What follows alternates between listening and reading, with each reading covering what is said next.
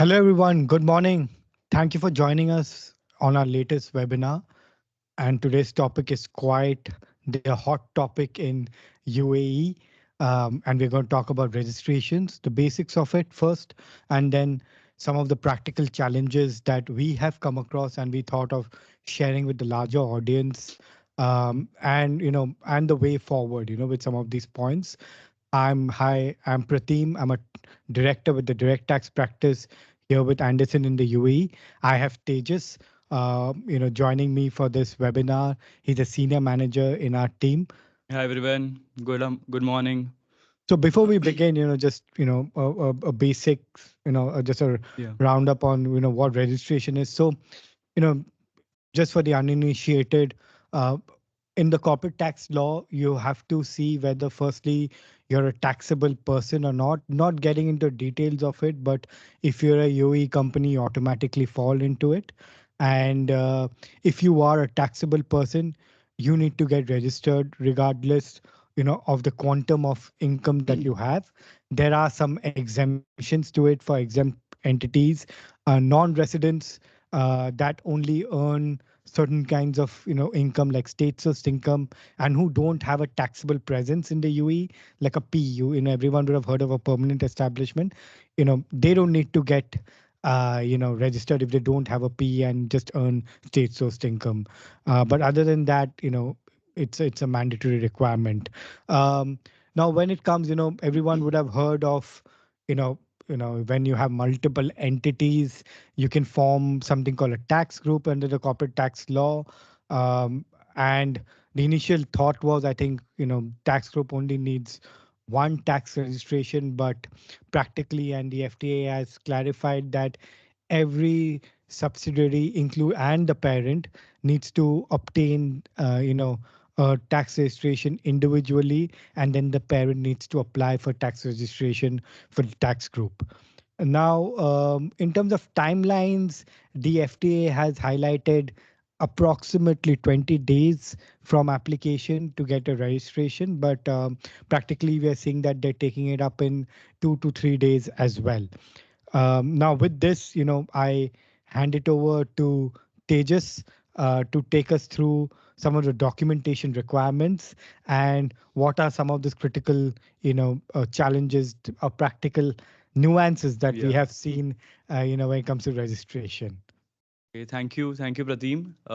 Yeah, as you mentioned, now the MRR tax portal is open for all the registrations, be it a foreign company, be it a natural person who wants to register, or any UAE entity. So any taxable person can obtain the registration Yeah. as of now. So and the key documents I think which you need to have as a starter to keep ready would be, say, you'll have to keep in check all the certificate of incorporation, or if you don't have that, you can have the trade license as well as the charter documents, say the memorandum or the articles of the company. And then there are few documents you also need to keep take care about the owner's documents. So you'll have Yeah. to have the trade license of the owner also in check. So Okay. it's not only about the company you are registering, it's also about the shareholders holding more than 25% in that company. So you'll have to maintain that as well. And then next is about the authorized signatory, which you would be signing or just reviewing that application. So you need to have their basic documents, passport, Emirates ID, Yeah. and a document authorizing that person, POA or an MOA, where they have got the authority to sign off the application. So yeah, these are a few main documents which you need to keep in check, and then you can proceed with the application. So, Tejas, before we get to the next slide and we talk about the, where we have listed out the challenges, um, you know, in terms of documentation, right? Where have you seen the challenges that businesses have faced in, whether collating the document or in terms of requirements? So, Prateem, I think in terms of certificate of incorporation, we have seen Mm. many businesses do not have such document in place. They have been not issued such document, but the portal specifically requires you to have that document. So, what we have practically seen is the FTA is accepting alternate documents, the charter documents, memorandum or articles of association, and with it you can submit a trade license which basically reflects your establishment date, Okay. so that can work out. Okay. Okay. Now, let's move on to the practical challenges in the next slide. Where we're discussing the key aspects and issues. Right. Just a shout out to Divina who's managing the slides for us. And yeah, so they just one by one. Um, Yeah. So yeah, I think I'll begin with the main one first issue. When you just want to start off with the corporate tax registration application, what VAT registered clients are facing an issue is that you need to update all your details. Say if your trade license has been expired, then you need to keep that updated on the portal. Only then you can proceed with the Yeah. CT registration application. Yeah. So it's important to keep it. So recently the portal has been updated 2 weeks back, and we have seen quite a lot of changes where they have created a new tab where there are certain details which are common for VAT and CT. Okay.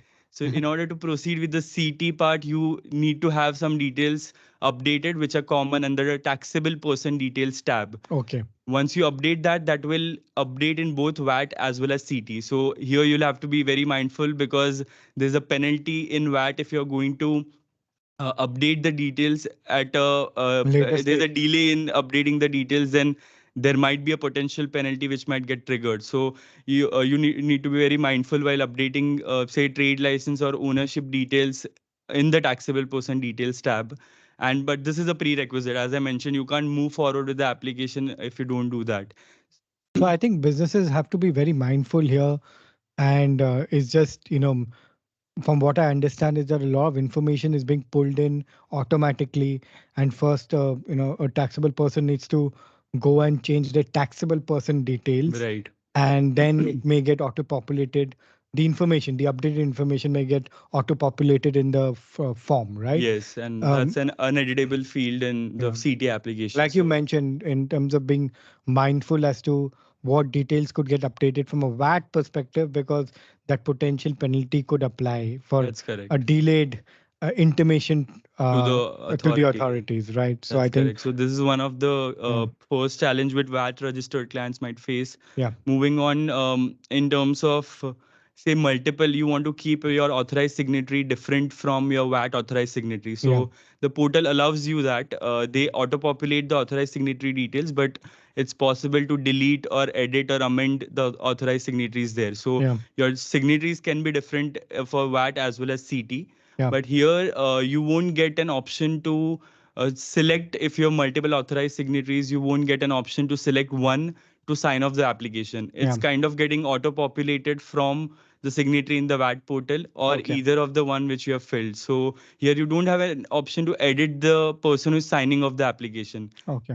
which is kind of we'll have to see how this plays out when the CT return form comes in. So Mm. if the same signatory is also auto populated in the return, then we'll have to think like we'll have to think how to change that signatory, and we can approach the FTA for this. But as of now, what we have seen is for the application to proceed with, we can move forward with the detail which is there, and you can't edit that detail while Again, declaring. I think this is an auto population aspect, and I think let's hope that this gets resolved, This because I think also. very importantly, like you mentioned, that the selected authorized signatory should be the authorized signatory appearing in the tax return, right? So, That's correct. because from our past experience, we've seen that sometimes this could create concerns, Yeah. because once an organization gives a power of attorney to an individual, then at that point in time, while filing tax return, that's the power, that's the Right. person who's authorized to sign it. And if the old person is still appearing in the tax return, that could cause concerns, Yes, that's right? correct. So I think this is something that businesses have to be mindful of, and just keep a note of it to just Yeah. see, How what the are developments on this aspect. Yes, yes, Prateem. So, and you mentioned about the power of attorney documents. So, I Yeah, think one critical point there as well. What we have seen that the FTA is also looking at the person who is signing the power of attorney. So, if you are authorizing one person for signing of the application, whether the person signing of the POA has the authority from the company or not, that also gets checked in some of the cases. So, mm, you might have to see a charter documents whether the memorandum is giving authority to a person to delegate it further, Okay. because the rule goes like you can't delegate an authority which you don't have. So Yeah. you have to see that there's a proper trail and a documentation to back it up that the delegation which is happening. And have you faced any questions from the FTA in any of the applications that have been filed?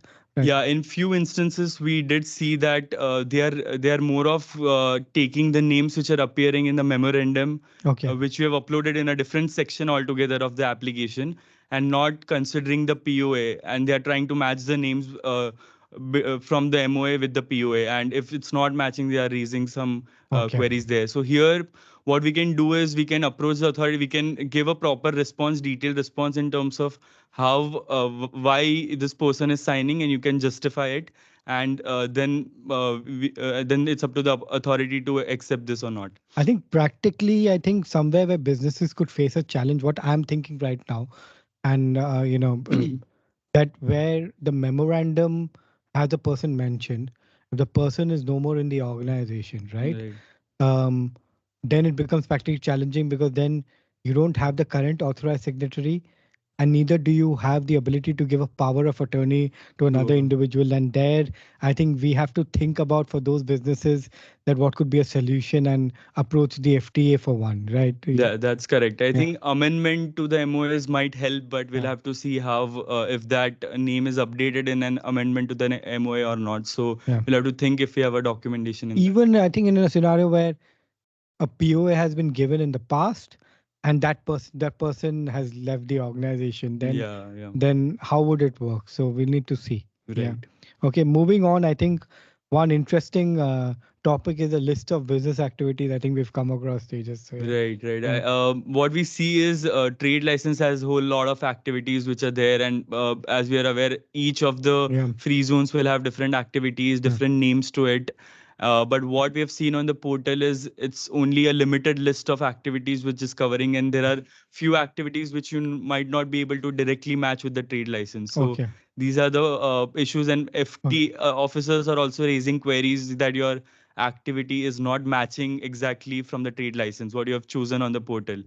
So I think what businesses can do here, they can because we have the limited list, right, correctly, so we'll have to pick up a closest activity which is matching with your business, and then try to, if any clarification is raised, then try to justify that Or maybe just wait for the list to list maybe to. expand. But just thinking about it, is there an others option? Like I'm just, Oh yeah. yeah. No, that's the challenge. I think there's no general option of any other services which are, or Okay. any other goods which are not covered above. So, So this is so this something is which is a something. okay. Okay. So I think you either have to go with the closest option or just wait and watch for this to update. Right, right. Right. Okay. I think one more concern or just a check, I think, to be done before you file the application is about the Arabic names. Yeah. And the translations which you do. So Yeah. it's important to have all the translations done from a verified source. The best case is to pick it up from a official document, say a trade license, or say an Emirates ID if you're translating the name of the person. But we have seen that in addresses, they want the English address, and generally the trade license mentions the Arabic address. So Yeah. there you'll have to do a translation from Arabic to English, which is from a certified expert or a verified source, and just wait if that's accepted from the authority. Okay. Okay. And one more issue I think that we have noticed is I think something to do with if you are a subsidiary of a foreign company, I think somewhere, I think the portal, the way it's designed, I think they may need to wait for a bit for it to update right now. Yeah, that's correct, Prateem, because they ask for trade license details of the shareholders who are owning more than 25% in the company. Now, foreign owned UAE entities won't, the foreign companies won't have a trade license in UAE. So that's a practical challenge, and here we'll have to wait for the portal to get updated. Yeah. I think with the law being new, that we'll have to see, wait and watch. I think in some instances we have to wait. Some instances we have to, push forward with an application right now and see how it pans out. but I think wherever there's a restriction from the portal, I Yeah. think we may have to wait, right? Yes, that's correct. I think some issues we can file an application and then if we wait if a clarification is raised, but there are some showstoppers in terms of ownership details where you might have to wait. And what about the registration certificate? I know I've seen a couple of them, but I think one point that we have seen, which seems a bit odd and which may cause an issue, which may potentially cause an issue, from the face of it, I think they just wanted to throw some light on that. Yeah, I Yeah, think what we have seen in recently all the registration certificates we are yeah, getting that they have a field mentioned as list of sole establishments and branches of the yeah, entity. yeah, So ideally that should have the details of the branches of that company. If the company does not have any branches or sole establishments, it should be blank. yeah, But we have seen that the same company name is getting mentioned in that field in the registration certificate, which is actually an incorrect detail. mm, And the certificate also mentions to check for all the details if there's any query. I think what businesses can do in case of such mistakes is approach the FTA, reach out to them. There's a query which you can raise on the portal as well, yeah. and you can reach out separately to the FTA help desk to just highlight this and get it rectified. Yeah, I think it needs to be done. I think a query needs to be raised in all instances because this could, a company cannot be its own branch, right? So, Right, right. So yeah. there's So some glitch which is there, which is coming in for all the I businesses. think Tejas, then let's look at what the way forward is and, proceed to our final slide. And, according to you, what should businesses do, from start to finish now? Yeah. So I think the first thing as the to have and check all the documents to keep everything in place, have all the Arabic translations and the Arabic names in check, and then proceed with the application on the MRR tax portal. So if you're a new entity who's not registered in VAT as well, then you'll have to sign up on the MRR tax portal. Yeah, It's a very simple process of just giving few basic details, and then you proceed with the application. I think here it's very critical to have all the details in check, and it's very important to give a correct information to the FTA. yeah, Even if these details sail through as of now, if there's some detail which is maybe incorrect on the VAT portal, which is auto populated, and you file the application, you get the registration, but in later point in time you might need to update those details, and at that time I think a potential penalty might be triggered. and I concur. I think, any businesses that are very trigger happy in wanting to register, Yeah. I think in certain instances, no taxpayer should give incorrect details or information while registering in any Right. kind of tax application. If business activities don't line up, then do you push forward or don't you? Right. So Right. Right. I think these are critical decisions, but as a seasoned tax professional, I think we have seen in the past as well that giving incorrect tax information or just making do for now is not the way forward, because any document that has any sort of information that doesn't align with realities, Yes. actual realities, could cause a concern in the future. And like we have talked about today, this registration process may seem simple, but this is an evolving law, Yeah. so is the portal also evolving. There will be a hiccup, few hiccups while registering. I would advise businesses not to panic, to take things in their stride. It might be just a waiting game for things to get updated on the portal, but not to be too impatient. Yeah, Just I have some think. patience with the process and not file anything that's apparently incorrect. So that is not the way to go about it. And if you have any queries, and if you're stuck somewhere, we have highlighted some of the challenges that we have come across.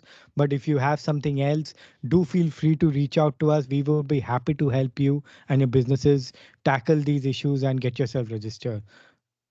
With this, we have to conclude our session. This was a Yeah. small session, but we wanted to share our practical knowledge on this and what we've come across. Hope we've helped and hope this has been informative for you all. Thank you for joining us. See you in the next webinar. Thank you. Thank you, everyone.